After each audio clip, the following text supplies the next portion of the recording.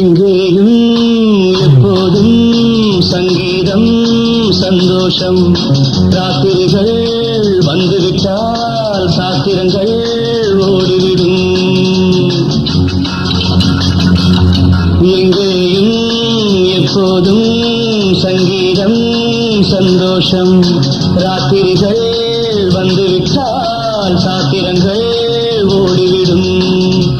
கட்டழகு கொண்டிருக்கு வட்டமிடும் பாட்டிருக்கு தொட்ட இடம் அத்தனையும் இன்பமின்றி துன்பமில்லை.